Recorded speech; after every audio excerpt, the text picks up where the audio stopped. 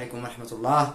مرحبا بكم معنا في الدرس الرابع من تعلم اللغة الإنجليزية بالقراءة والترجمة إن شاء الله.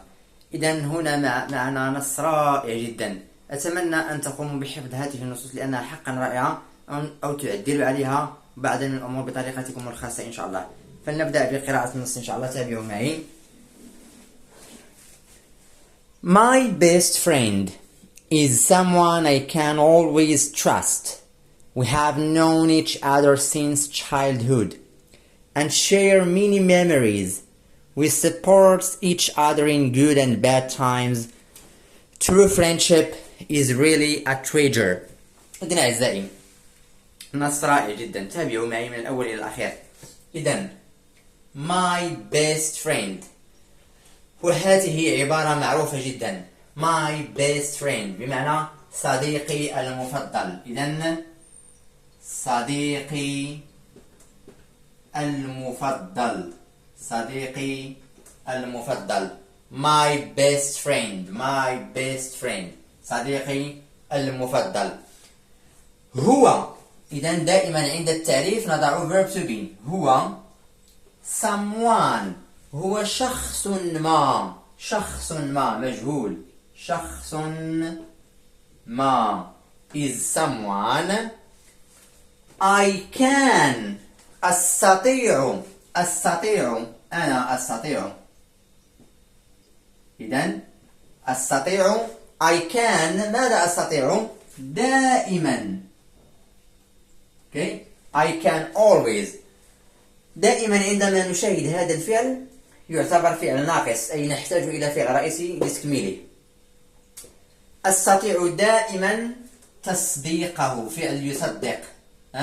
I can always، أستطيع دائما تصديقه، تصديقه فعل يثق أو يصدق. trust. إذن we، نحن have known، تابعوا معي جيدا.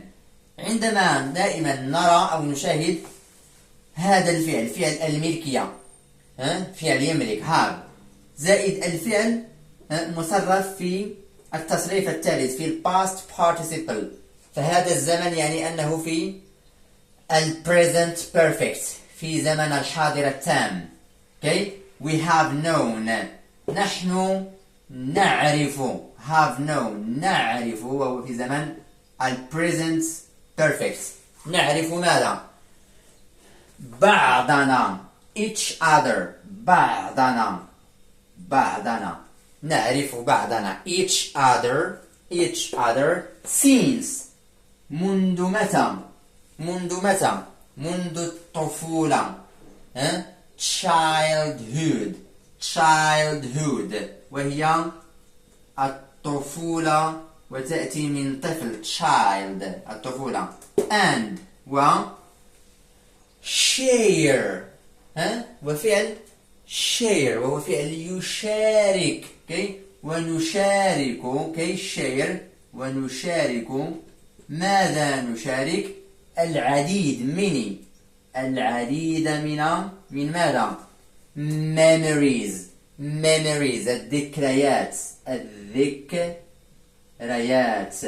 العديد من الذكريات، many memories. إذن we، نحن، وهو ضمير فاعل. support، فعل يساند، يدعم. ونساند، نساند support بعضنا each other، بعضنا. okay. في ماذا نساعد بعضنا؟ in، في، دائما الصفة تأتي قبل الاسم. in good and bad times، times وهي الأوقات، في الأوقات السيئة بمعنى bad، والجيدة بمعنى good. in good and bad times. true friendship، true friendship، friendship وهي الصداقة. okay. true وهي الحقيقية. okay. إذن true friendship هي is okay. really a treasure. treasure وهو كنز، كنز ماذا؟ ثمين. really a treasure is really a treasure. إذن أعزائي هذا هو درسنا الرابع إن شاء الله. لا تبخلوا علينا بالاشتراك. أراكم إن شاء الله في درس مقبل، والسلام عليكم ورحمة الله تعالى وبركاته.